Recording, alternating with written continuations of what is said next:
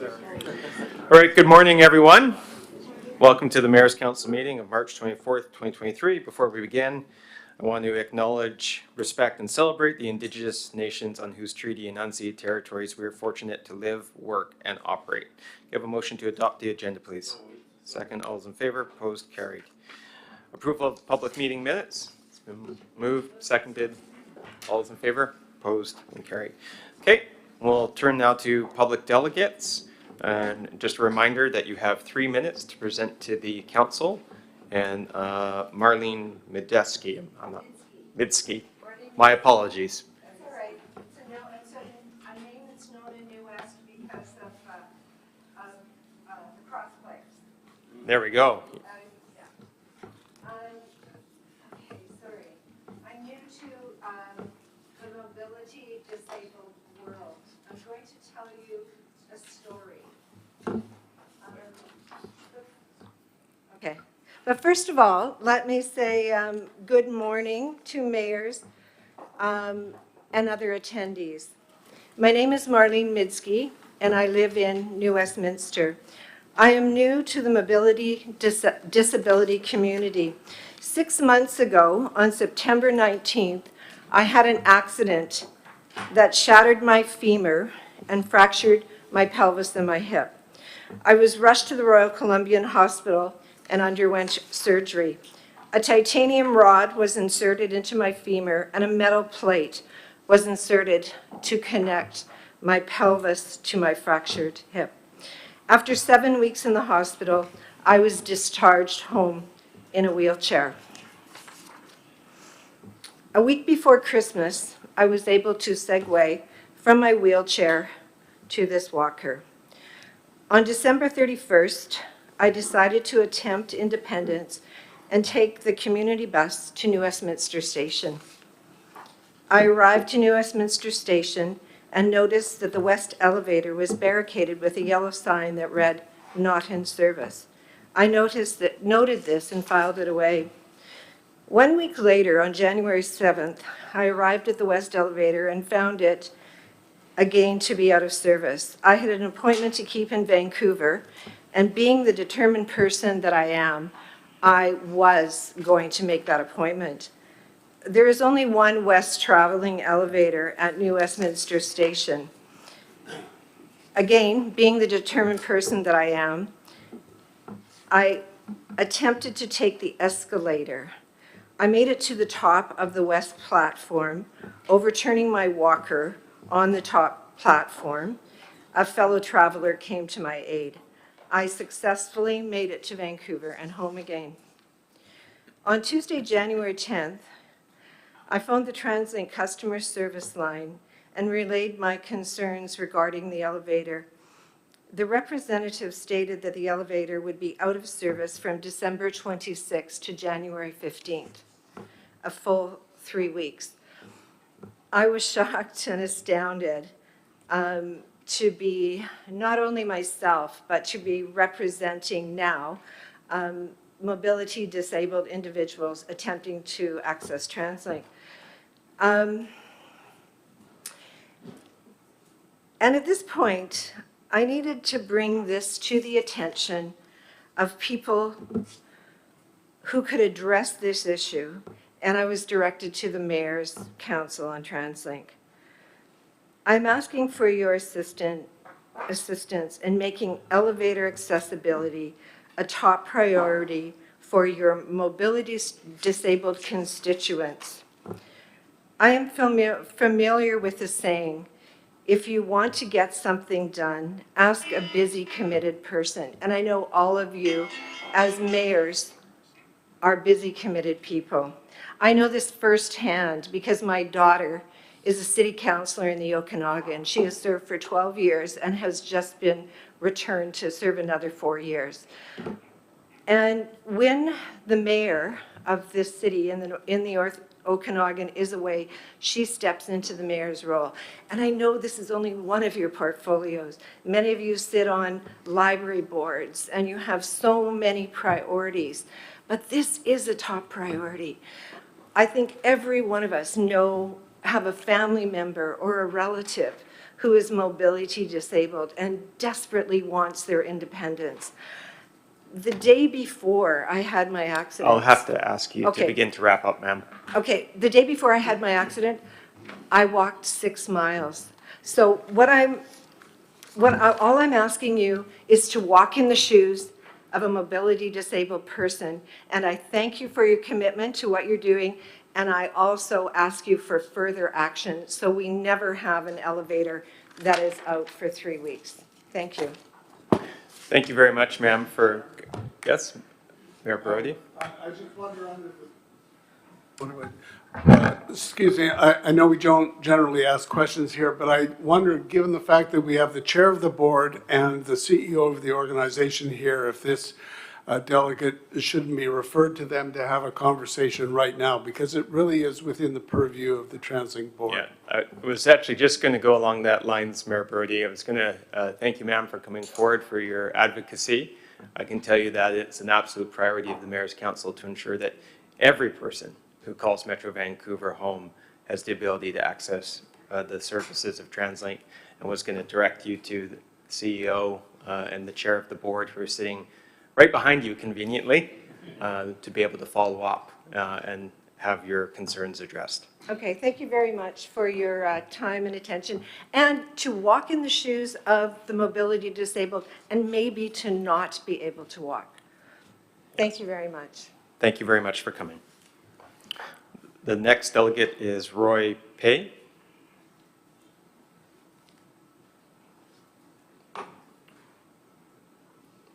Okay, moving on, Nathan Davidovich.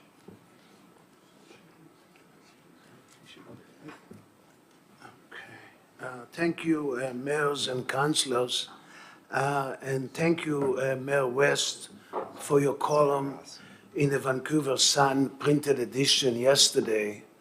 I reprinted it in my weekly alternative buzzer, and maybe you should wear the cure congestion buttons, and that be good. Well, much more is needed, of course, in order to have a much better transit system in the lower mainland of BC. A proper audit of TransLink will give an objective analysis, governance reform, and provide high-quality oversight that riders, staff, and taxpayers deserve.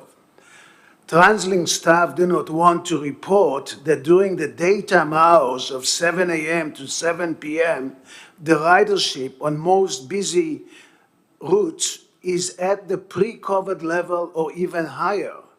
The 82% or 84% of ridership recovery is over 24 hours, not the busy 12 hours. We need immediate relief on many bus routes. We need to return to the pre-COVID bus schedules on 50 bus routes that have been cut back since 2020. We need the return of the 10 minutes frequent network. We need to expand the hours of service and have at least 20 corridors providing 24/7 service. At present, only 4 corridors provide 24/7.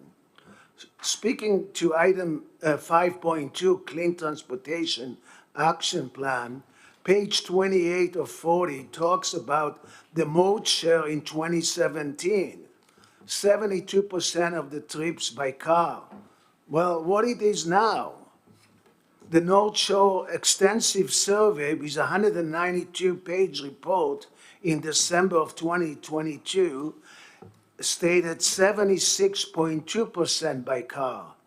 Port Moody climate report from this year, 83% of trips by car.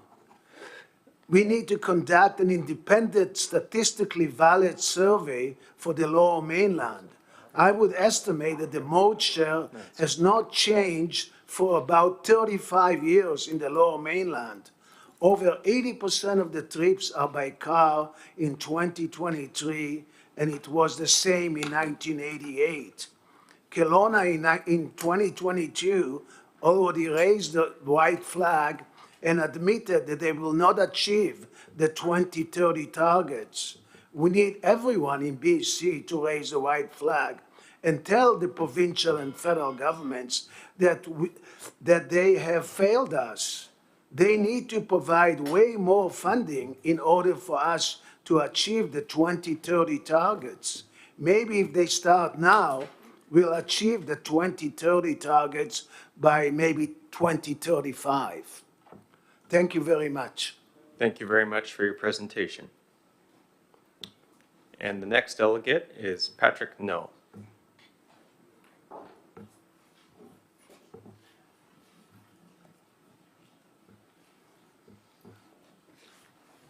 Welcome. Good morning. Can you guys hear me? Yes, we can. Okay.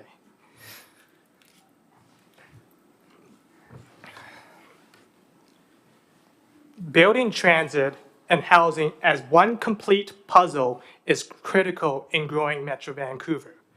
Today, we are not only facing a housing crisis, we are also bearing the brunt of climate change.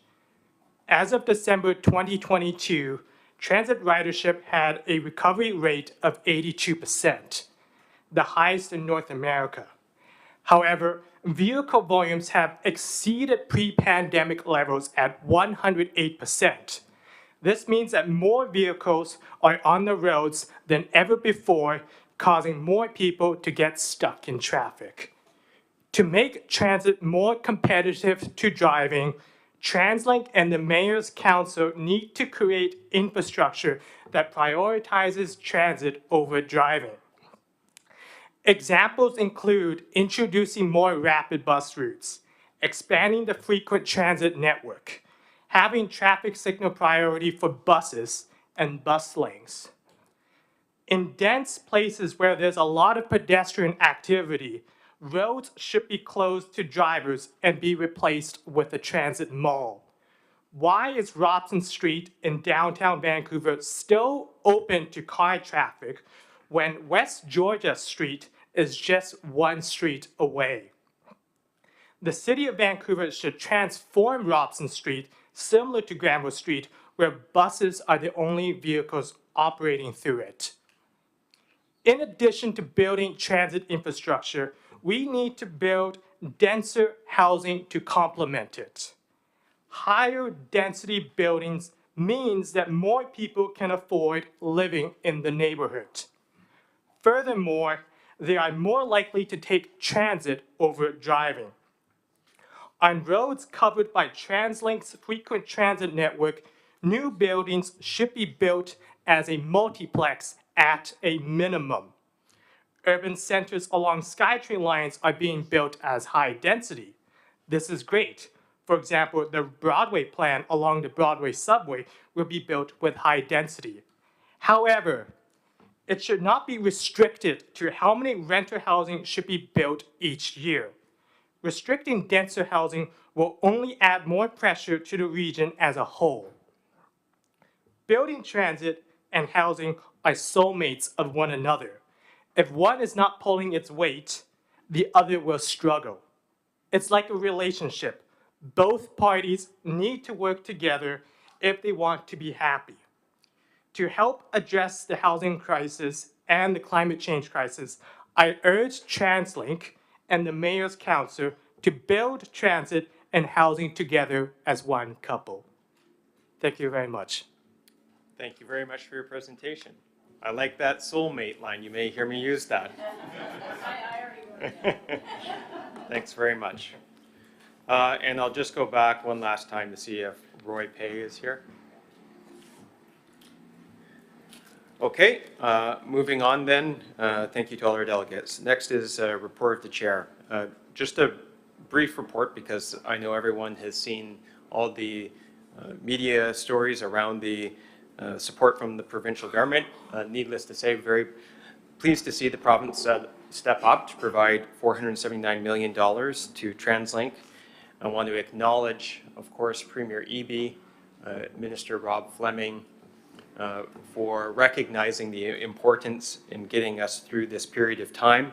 I want to acknowledge all of the hard work of members of the Mayor's Council and advocating and lobbying the province for that. I want to recognize particularly the efforts of Vice Chair Hurley and Mr. Buda in that regard.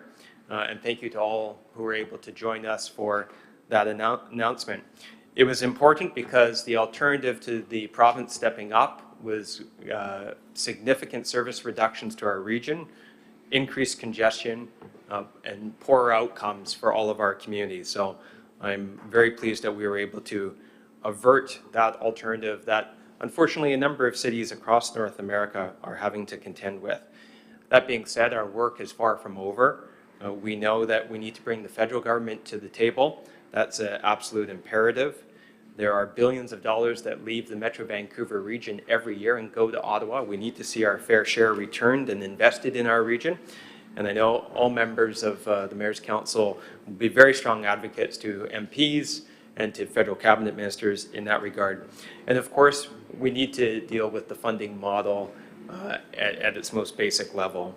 We've talked at length about the funding model that TransLink is currently operating being insufficient for the job ahead, and in many ways has got us to where we are now. And so I'm looking forward to ongoing conversations with the provincial and federal government and all of the mayors around how we can get to a better place that allows us to deliver the transit that our region needs. With that, I'll just ask if there's any questions or comments. Okay, seeing none, can I have a motion to receive the report of the chair? Move, second. All those in favor? Opposed? Carried. Okay, that'll take us to report of TransLink management. I'll turn it over to the CEO.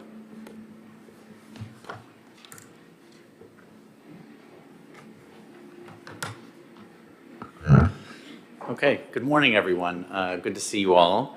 In my management report today, I have a good bit of positive news to share, providing an update as touched on by Chair West on the recent provincial funding announcement, as well as our latest ridership data. I'll also be providing a few updates on some capital projects. Let's see if we can, do I need to go through a few of these? There we go. So as Chair West noted, last Wednesday, March 15th, the provincial government announced $479 million in funding for TransLink, and we're certainly extremely grateful for this vote of confidence in our system, ensuring our ability to maintain current service levels and continue steady operations as planned. While the announcement provides certainty for operations in the short term until the end of 2025, it's really essential that we don't lose momentum on our collective work to find those permanent solutions that address our structural funding challenges. Additionally, as we've discussed at length here, with ridership continuing to rebound, coupled with an estimated 50,000 new people moving to Metro Vancouver each year, it is essential that we advance expansion plans to keep up with growing demand, and the 10-year priorities really does provide us the blueprint to do this. I want to personally thank the Mayor's Council for the work that you've done to secure this funding. In just a few short months, we've already accomplished so much, and I'm grateful to have your support and really look forward to continuing to work together to secure those permanent financial solutions and fund really critically needed service expansion. So thank you. Want to give a ridership update. We continue to see customers return to transit and rely on us to help get them where they need to go. And for the period of March 9th through the 19th, we've seen nearly 7.4 million boardings per week, which equates to 84% of pre-COVID ridership. TransLink continues to lead ridership recovery amongst peer agencies in Canada and the US. Our bus system is leading the way with 4.5 million boardings, and recovery continues to be strongest in the Southeast. And in fact, we're seeing new growth in this region exceeding 2019 levels. We know that overcrowding continues to be a challenge on our busiest bus routes. While we continue to reallocate service to the routes that need it most to alleviate overcrowding, as ridership continues to grow, this is a challenge that does persist. Since April 2020, we've increased service in the Southeast region by 12% to address overcrowding, which has resulted in meaningful frequency changes as well as ridership growth. That ridership growth has created additional crowding, which we must continue to address.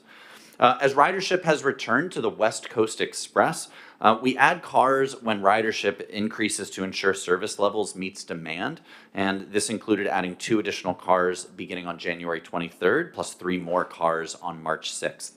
As part of our regular spring service changes, we'll continue to adjust bus service to address overcrowding to best serve the needs of our customers to the best of our abilities. I'd like to give an update on Capstone Station. That continues to progress. Construction on the ground floor of the station is advancing, including completion of the concourse roof, masonry walls for the back of house rooms, and installation of the escalator frames. Work has also progressed on the platform level, including installation of concrete platforms, roof panels, and beginning of work on the guideway.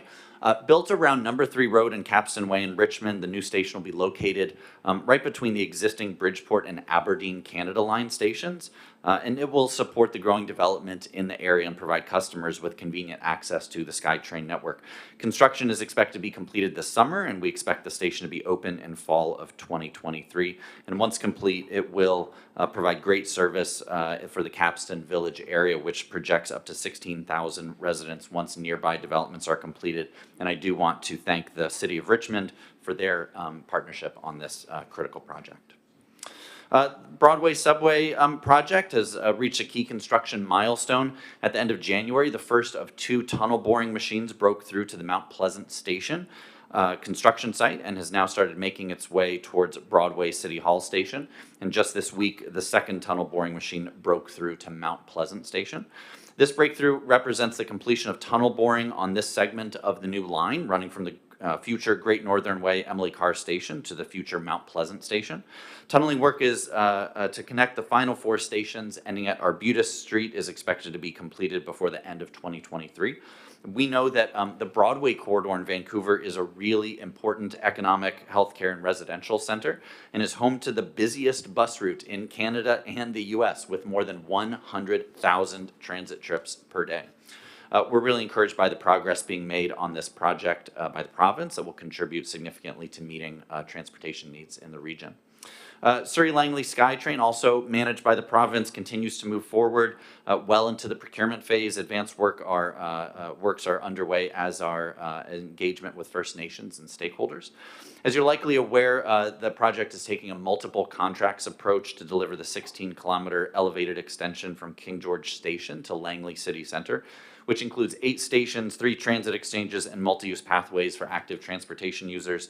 The successful proponent will develop final designs before major construction begins in 2024. And as the region continues to grow, this project will really serve as a catalyst to help shape growth and transit use through future TOD.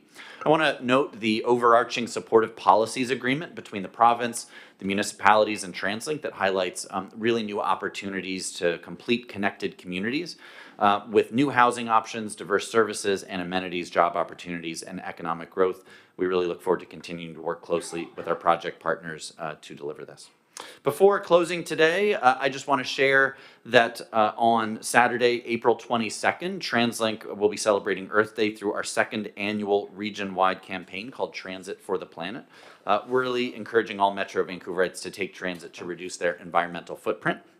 We're asking everyone to leave their cars behind for the day and take the bus, take the West Coast Express, take the C-Bus, take the SkyTrain, knowing that each person's individual choice can make a difference in the fight against climate change. Last year, nearly 320,000 people took Transit for the Planet, and had all these people driven gasoline cars instead, it would have released 1,365 metric tons of CO2. So really excited for this. Details coming soon on how you can get involved this year in that effort.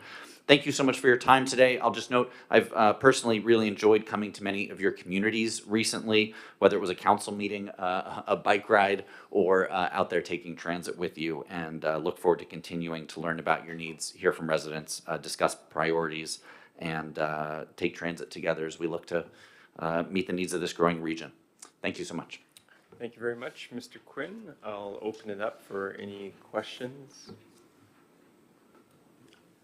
Seeing none. Oh, pardon me. Councillor Asmundson. Yeah, thank you. Very good report. A lot of exciting stuff happening. 2 questions. When we reallocate service, you're taking it from other areas. There's a plan to assist, because generally it's coming from lower serviced areas, and the impact on those areas and their transit when you reallocate. So I'd like to have a better understanding of that. The second part is, I would say that the day when getting extra people to take transit, so if they want to keep them on transit, better idea to have extra service on that day, So it shows as a better, because I've been on that where you've had those extra days and people come on to overcrowd or get passed up and they go like, this is crazy, I'm not going to take transit. So I think for that day, we have to be aware that we need to have extra service involved to deal with the demand that may be there. Thank you. That's that second piece on extra service on that day. It's a great suggestion, and I hear you. Once we get folks on there, we got to encourage them to keep riding. On service reallocation, we take a really surgical approach in taking a look at what service levels are and where ridership is coming back, where demand is strongest, and how to meet that demand. We really try to be true to the frequent transit network, and I can say that with our reallocation, we still are maintaining that 15-minute or better frequency service promise that we make on that. And so in reallocating service, we've made those tweaks where we can, but we've got to really, what we've seen coming out of the pandemic is just really quite different travel patterns than we saw before the pandemic. The hybrid work model has changed transit potentially forever, and so we've got to adjust where we can to do that. Thanks. Thank you. Vice Chair Hurley. Just a question, not on your report, but regarding one of the speakers who was here. Sure. She mentioned that an elevator was out of service for 3 weeks. Yep. What is the priority, and how do we prioritize ensuring that those elevators are up and running as quickly as possible, given the challenges of so many people that need those? Absolutely. So I'd share that, so we take that very seriously, first of all. It's incredibly important for those, that are using, say, mobility devices, that we have those elevators running as often as possible. It is a KPI that we track internally, that we take a close look at very regularly to be sure that we are meeting those service levels. As it relates to, and also I'll just note that something that we've recently rolled out are service alerts. So something we've heard from the mobility community is a need to know about when these things happen, that if an elevator is out, it's important that they're aware that it's out, right? And so we've actually recently updated our website with a new service alert program that people can subscribe to that's much more specific to stations. And so we've been pushing that out. On elevators, I'll need to dig into exactly what happened with this one. Certainly, I can tell you kind of broadly that there's a few things happening in the world. One is just supply chain challenges. We continue to face that coming out of the pandemic. Looking at when this elevator was out of service, it looks like they were likely trying to do that service during a lower ridership window over the holidays. Clearly, that still impacts a lot of residents, and so we've got to reduce those outages as much as possible. And so I'll certainly be diving into this with the team. Thank you. Thanks. Thank you. Seeing no further, pardon me. Mayor Harvey. Thank you, Mr. Chair. And just a question on the elevators. Sure. Has TransLink ever thought about, now that we're building a number of new stations, that there be 2 elevators? Yes. Is that going to happen? So without the plans in front of me, my understanding is that that is, maybe I can look to the team here. I believe that is what we're doing. I need to dive into that and confirm that for you. Could you report back just Absolutely. by email to the members here? 100%. I think it's important that there is a standby for it because it pulls the availability away from these people. Yeah, absolutely. And the cost of elevators nowadays compared to the overall cost of the station would be not so much. 100%. Appreciate that. Sure. Thank you very much, Mayor Harvey. Any further comments? Motion to receive the report. Second. All's in favor? Opposed? Carried. Thank you. Okay. Next is 5.1 update on system pressures facing the transportation system. Is it a mouthful? Sarah Ross, I believe. Oh, pardon me. Oh, there we are.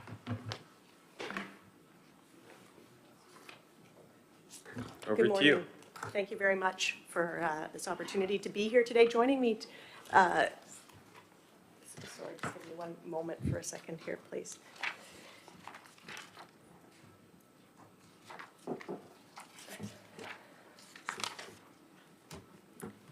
Thank you for your patience. Joining me today is Nick Lovett, who is a senior planner in our strategic planning and policy group. And he's going to present some analysis and information that he and our broader team have been tracking and following as part of the building up our understanding of the context of which we are working within in this region, and that are very foundational pieces for our work and for, as we particularly look forward to developing the next investment plan to move forward on expansion in the region. So with that, I'll ask Nick to speak to these items.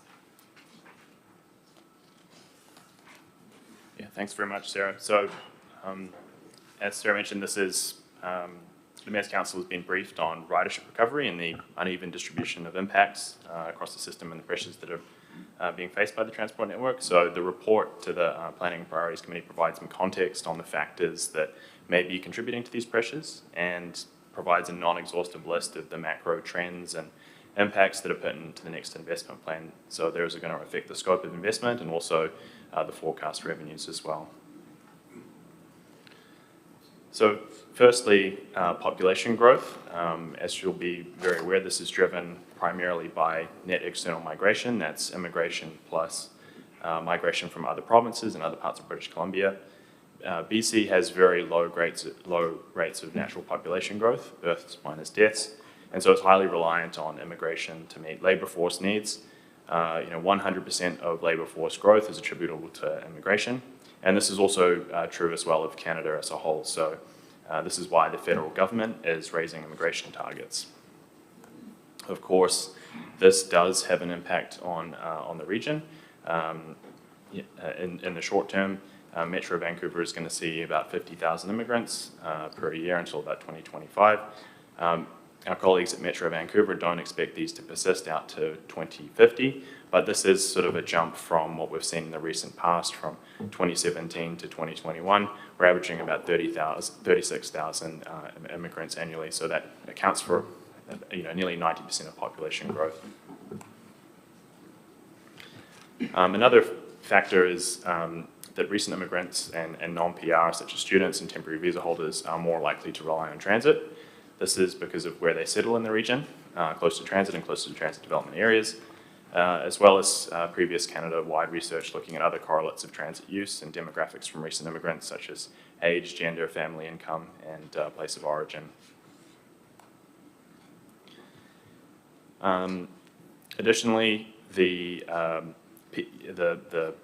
people that are least likely to be able to work from home are going to be employed in very specific sectors. So people employed in construction, manufacturing, wholesale trade, transportation, warehousing have the lowest rates of working from home. And many of these people who work in these sectors reside south of Fraser. And incidentally, these are the census tracts with the highest proportion of workers and having the lowest work from home rates. So the flip side of that is the professional services, educational sectors, professional, technical, financial, information sectors tend to be located in places where there are higher work from home rates, and this is having an impact on the transport system as well. Finally, light-duty zero-emission vehicle adoption is on an accelerated trajectory. So targets are continually being revised upwards from both the provincial and federal governments. We've seen a robust uptake of EVs in the region. 22.5% of all new light-duty vehicles sold last year were zero-emission vehicles. So that brings us to roughly where the 2025-2026 targets are being set for Canada as a whole, and also proposed through the Clean BC roadmap to 2030. In conclusion, many of these impacts, such as population growth, housing placement, and the uptake of zero-emission vehicles, are not entirely unforeseen. Staff have been working on these and monitoring these closely. Some of these impacts may be happening a little quicker than anticipated. And the key thing is that responding to these pressures will be the key choices and decisions for the next investment plan. So we look forward to engaging with the Mayor's Council on these topics in the coming months. Happy to take any questions. Thank you very much for your report. Does anyone have any questions or comments? Councillor Asmussen. Thank you, Mayor West, Chair West. Excellent report. I think there's a lot of fascinating information in here, and it's sort of trying to look in a crystal ball of data and information, what's going to happen. We got a couple things I'd be interested in as we move along in these type of reports coming back to the Mayor's Council is, the work from home aspect of it, how that's going to affect transit use and where, the transit needs are going to be. We've heard a lot since the pandemic, people not wanting to commute or have shorter commutes, and a lot of people, not wanting to go to Vancouver. So do you study, or on a year-to-year basis, reach out to the office development, I forget the name of them, on a year-to-year basis, and see what trends they're seeing? Like, is there going to be more demands for office buildings or satellite offices outside the core of Vancouver to other areas? And is that something you're tracking at the present time?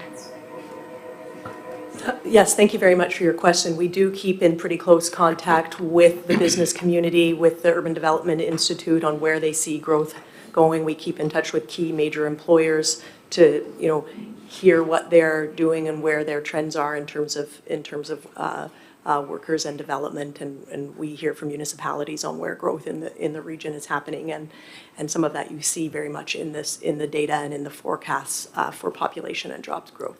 Because we've seen, like in Vancouver, a lot of the reduction in people going down to reduction of people wanting to be in the downtown core and businesses. And I think the trend, if it does happen, has been talked about a lot, is wanting people to still work from home, but they also want to have an office, have a team setting, but they don't want to be in Vancouver. So there's pressures for some of the corporations, maybe larger, to have outward satellite offices where people don't have to commute as much. I mean, I was lucky in my life. For most of my working career, I only had a 16 total minute commute a day, and versus the previous about 2 hours and 20 minutes a day. So it's a big issue for people. If I may just add, as you know, those people who have the type of job that enables it have reduced that, have increased their amount of work from home, and are commuting less. There is still quite a significant numbers of people that do commute to jobs in the central business district. They maybe used to do it 5 days a week, and now they do it 2 or 3 days a week. So there is a change that we've seen, but it is still a strong pattern in the region. Thank you. Any further questions? Motion to receive. Move second. All those in favor, opposed, carried. 5.2 is the Clean Transportation Action Plan. Thank you very much. And joining for this item, who will be the key speaker, is Andrew McCurran, who is the Director of Strategic Planning and Policy.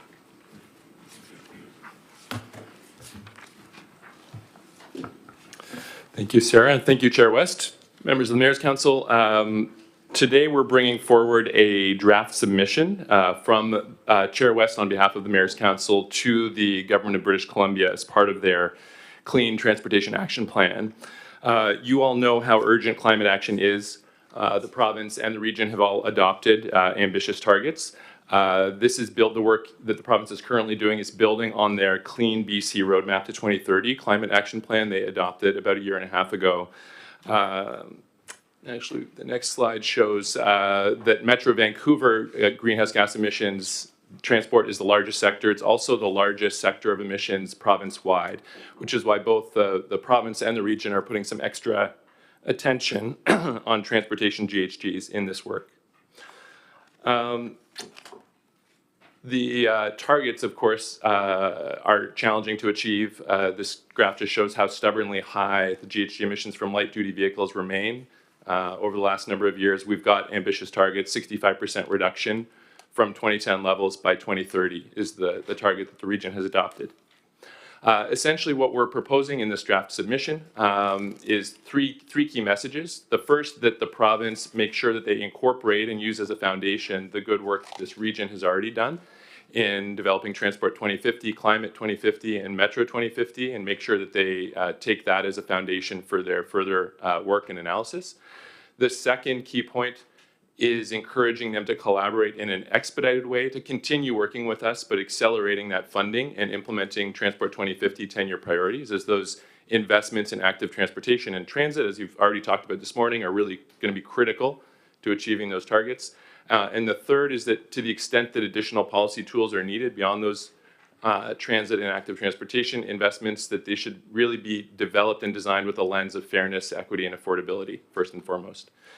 So with that, we're looking for your endorsement of the draft submission that's in your package. And I'll turn it back to you, Chair West, for questions. Thank you. Mover for the recommendation. And seconded. Comments, questions? Again, all those in favor? Opposed? Motion carried. Okay, that'll take us to motion adjournment. Motion to adjourn. Second. All those in favor? Opposed? Carried. Members, we'll need about 7 or 8 minutes to transition the room to an in-camera setup, so feel free to grab coffee or anything next door. And we'll get the doors closed. So I would ask public audience members to leave the room so that we can proceed to close meeting. That was good. That was strategic.